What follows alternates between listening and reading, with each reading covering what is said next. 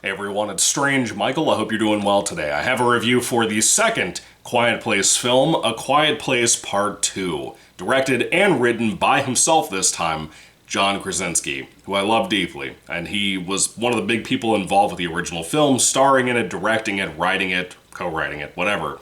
Anyway, Quiet Place Part 2, I've never seen. It came out in 2020. It had nothing to do with me not seeing it because of the pandemic. I just didn't watch it because, I don't know, Quiet Place 1, as I said at the end of my previous review, felt like it should be a standalone movie. Kind of like Lights Out. I love Lights Out. I'd like to see a sequel, but I kind of feel like it's better off having one movie and that's it.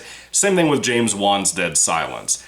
But this film, I wasn't expecting it to be as good as it was. It's nowhere as good as Part 1, but it was good enough that it caught my interest. John Krasinski clearly can not only direct, but actually write. This film really proved that, and the previous film worked on that as well, but he co-wrote that movie. So this one surprised me so much by what they did, how unique it was, and I liked it a lot. I thought it was pretty good for what it was, if that's all you want to hear. Anyway, so there's a little bit of stuff I have to talk about from the previous film that hopefully won't spoil too much for you. I'm going to try my best to tread carefully, but, you know, it's only so much I can do, folks. So if you haven't seen the first film, do not watch this movie, or this review for this movie, without having seen that first one. So anyway, Quiet Place Part 2. Emily Blunt is the mom of the family. After that eventful, horrific situation at the end of the first film, she, her son and daughter, and the new baby that she gave birth to have to try to survive by escaping their farm. And now that they have a seeming possibility of a weakness of what they have seen the alien creatures, whatever, because we find out in a kind of a prologue thing that these are aliens, apparently. Coming from the skies. I do love when the film opens up, we get to see like what civilization was like for John Krasinski and Emily Blunt's family and their area, their neighbors and stuff, before the apocalypse kicked in, like a year later. That's kind of cool. I really dig that. But basically, Emily Blunt and her family have to escape from the old farm they've lived on for ages, and try to go into the city. But now they have this possibility of the hearing aid and a speaker being able to stop some of these monsters, or at least delay their reaction time. So they're having to kind of carefully travel. And the baby is still in the box, which is mortifying, to be honest with you, in my personal opinion. If you don't know what that means, you haven't seen the first film. But anyway, they eventually encounter Cillian Murphy, Oppenheimer himself, in this film, who tries to help them. He has like a small bunker in a big warehouse that he's been staying in by himself. And they come in after the son gets a horrifying injury. You know, that's one thing I forgot to mention about Quiet Place 1's review. All three of the movies don't really have a massive amount of blood or anything like that. There's really not much blood at all, to be honest with you. They're more about the suspense, the characters, the situation that they get stuck in different parts of the movies, and that's what makes Quiet Place so well done. You know, it's not trying to be extremely graphic, despite my love for things like Terrifier 2 or slasher movies and stuff. This series is not like that. It's not like a heavy sci-fi thing either. It's mostly about a Last of Us type of situation, post-apocalyptic. And I love that. This film doesn't have a whole lot of gore in moments that it probably should have blood. And I don't think anybody in the audience was expecting it to have a lot of blood because of the first film and the way it did things, which is kind of cool. The CGI for the monsters, once again, it's great. Everybody has to kind of be quiet and tread carefully during these situations.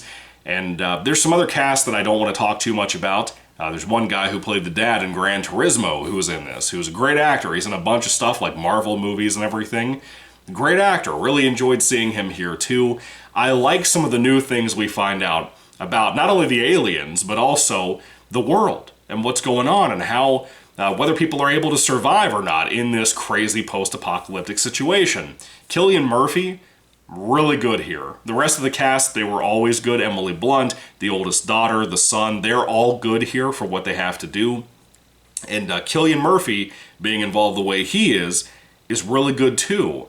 I don't know how in the world he would have survived as long as he did in the little bunker place that he has in the city, but he somehow did it, and that's crazy to me. But there's a lot of suspense in here. I like that, a lot of the cool situations. I would say that I don't think, as I said in my Part 1 review, I believe I said, Day One, the newest movie, should not have been Quiet Place Part 3. In my opinion, they should have had Part 3 connected to this movie come out, and then make Day One as like a prequel thing if they wanted to, or do their own thing with some new characters.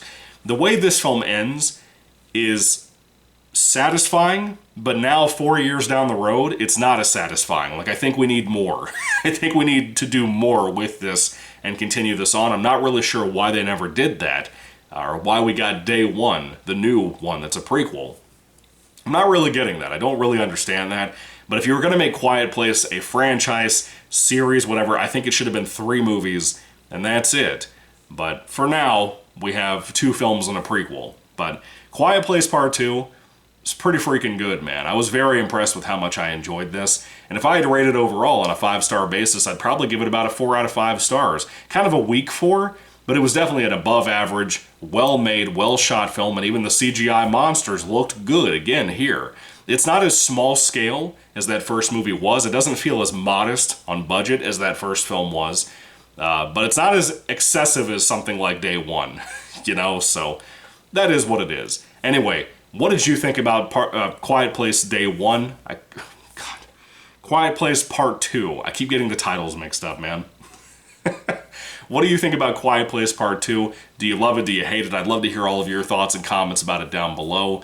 Did you like the utilization of sound? I thought that was a little less clever here than in the first movie, but it had its moments, you know?